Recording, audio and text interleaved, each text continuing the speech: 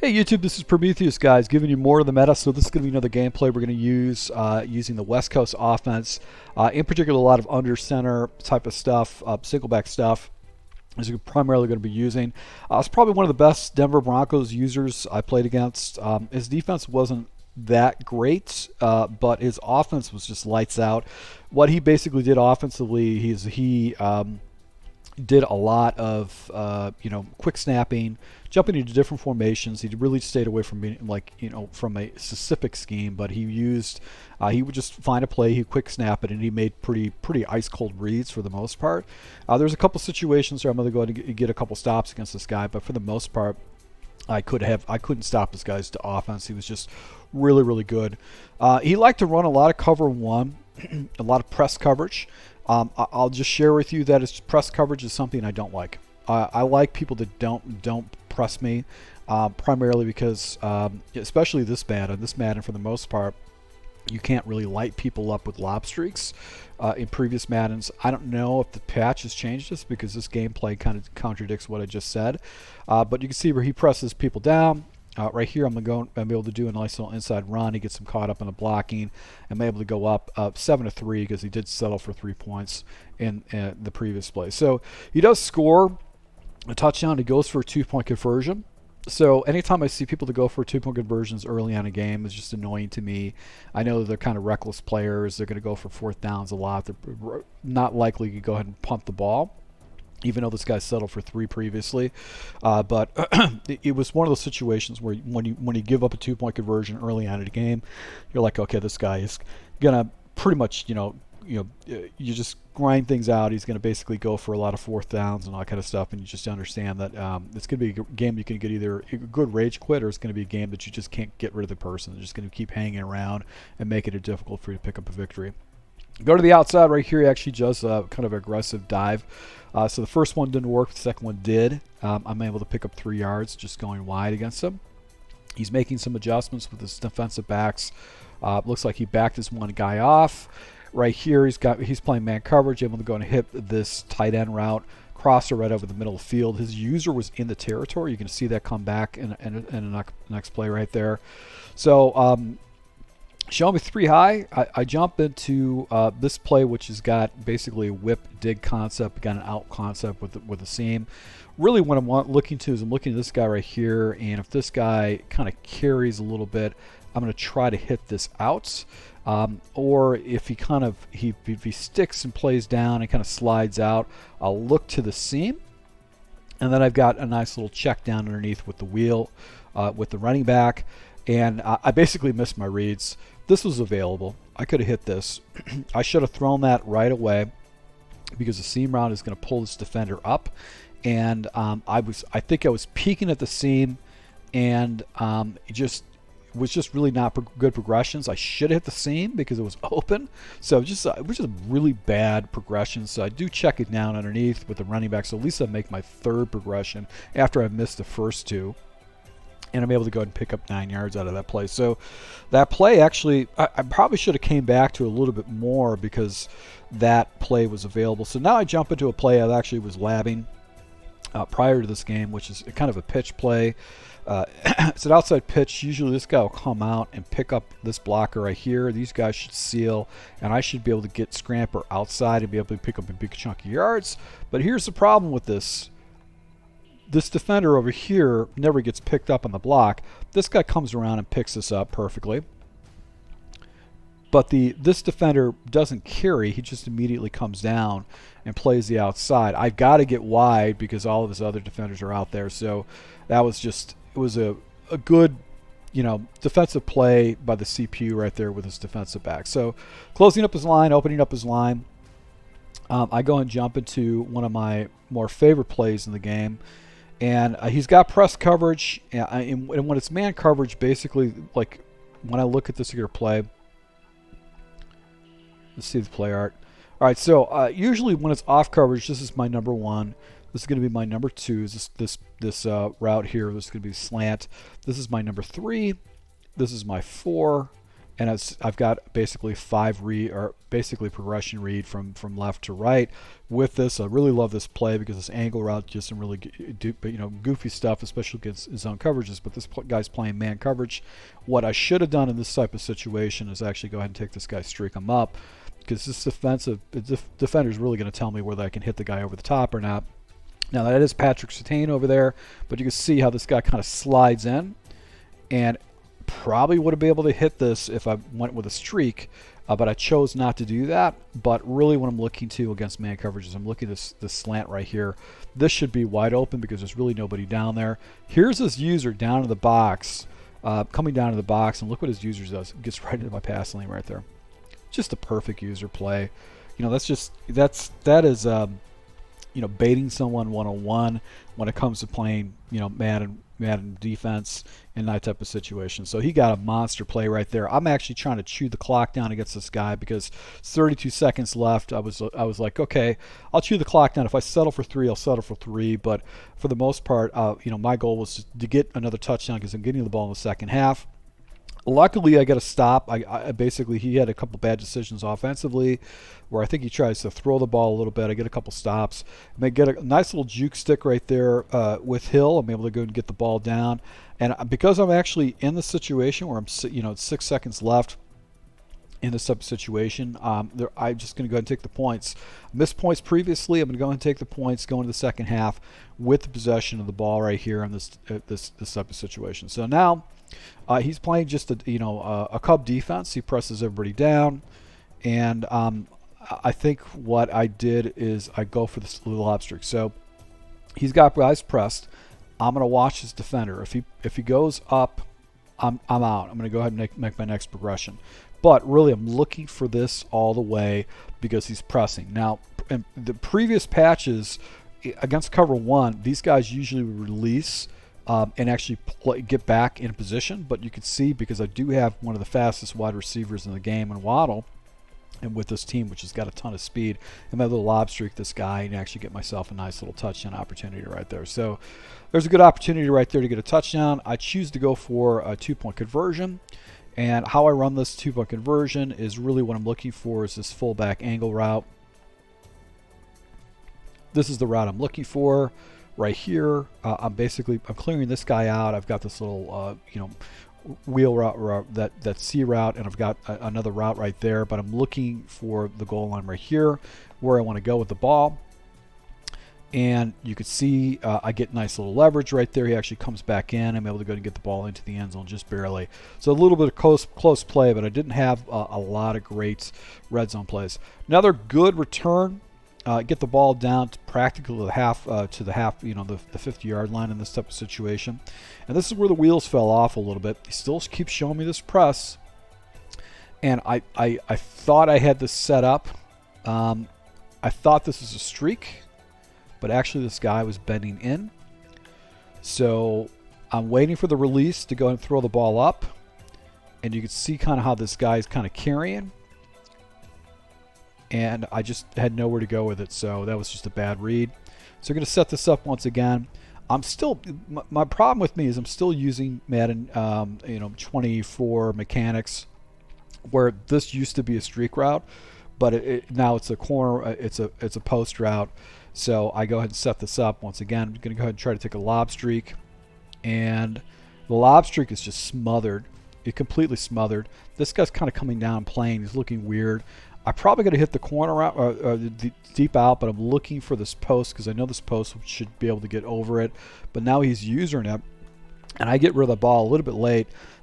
He plays really good user right here. He actually gets himself right into the passing lane, and I'm able to go ahead and get. Fortunately, doesn't intercept me.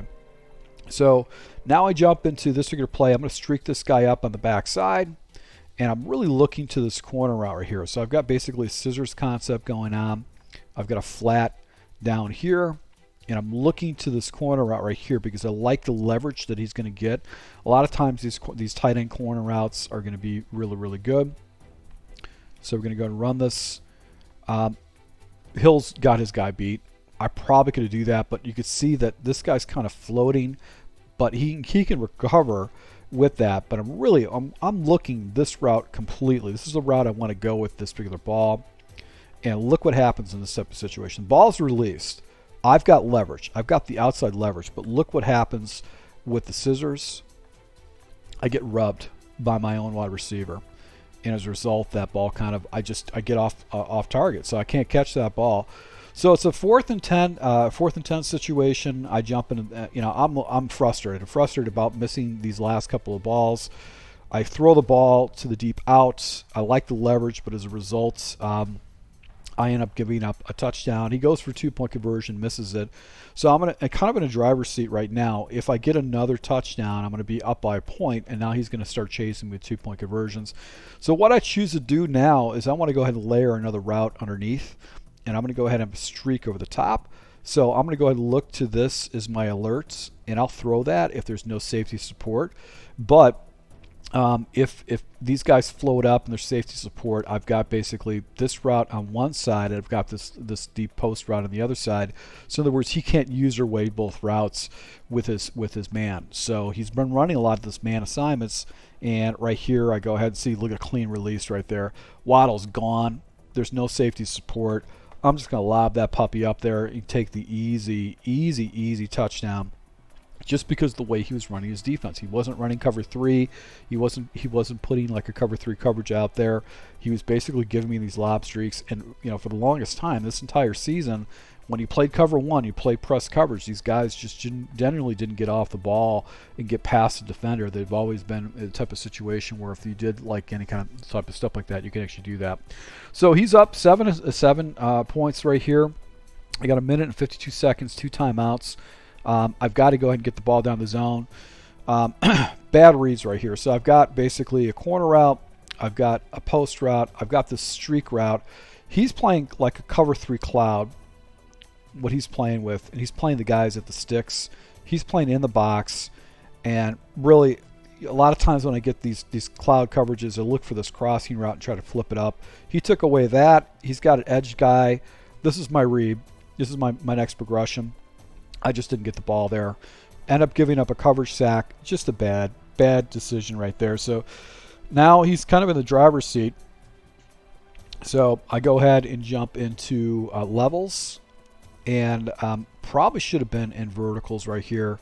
So you could see he's got a guy coming down into the zone. This guy's floating up. I've got this guy that should probably in a post just because it'll stretch him out a little bit more. But you can see right here, actually, I go and check it down. Break a tackle right there, pick up 9 yards out of that 2nd and 20, get it a manageable situation. So now clock is running down. I don't want to burn any timeouts. So what I choose to do is I do basically an out route. I've got this post route, and I've got this drag route underneath it. And all I'm doing is I'm watching this defender right here and seeing if he actually goes out to the out, or if he kind of plays up or goes to the defender.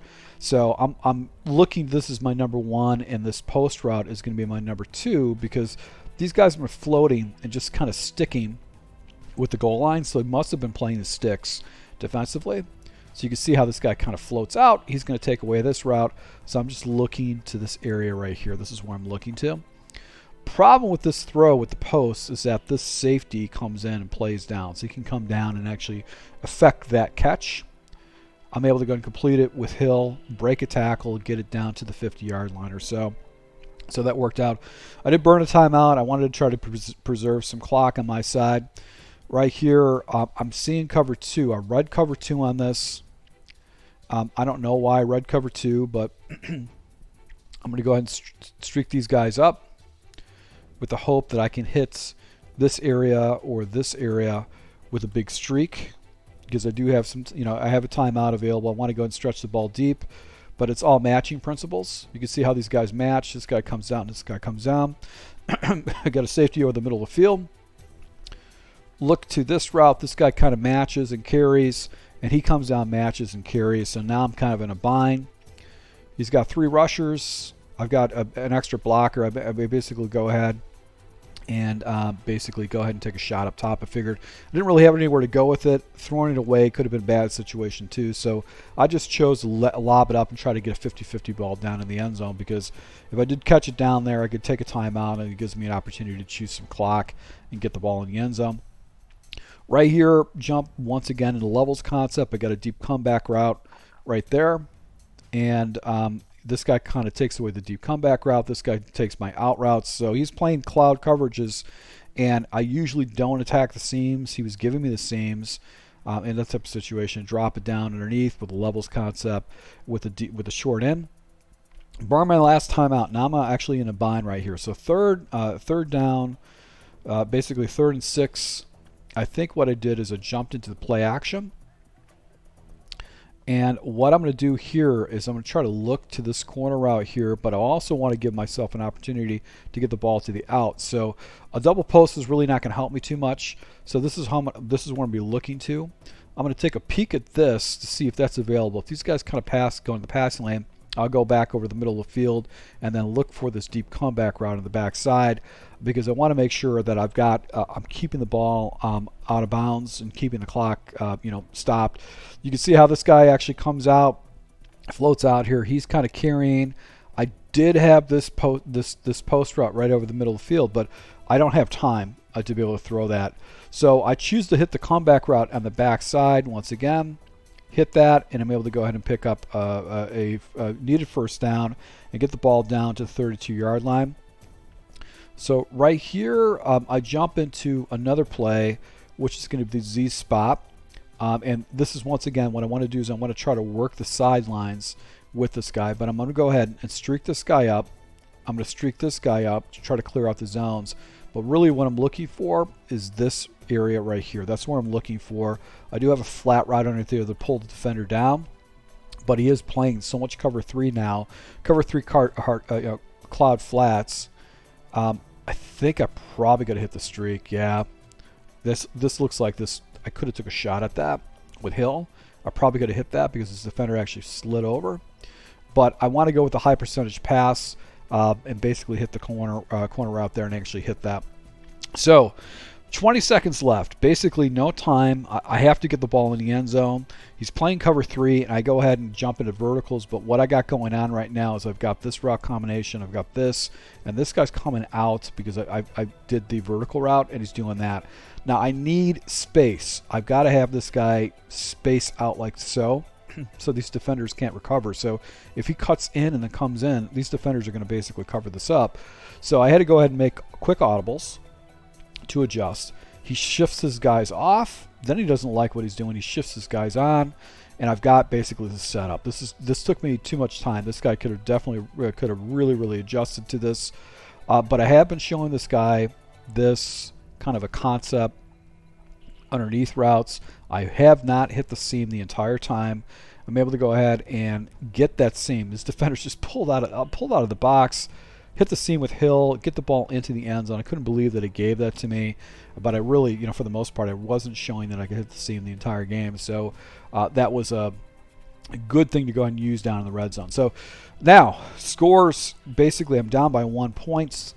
It's a situation where this guy is just destroying my defense. He's just quick snapping and just getting easy leverage, quick chucks and stuff like that. So I go ahead and jump into this motion fullback trail play, and I'm basically looking for that fullback. All the way with the fullback is where I'm looking with this particular play. It'd be looking at the fullback, and I did make one adjustment, which I don't historically do.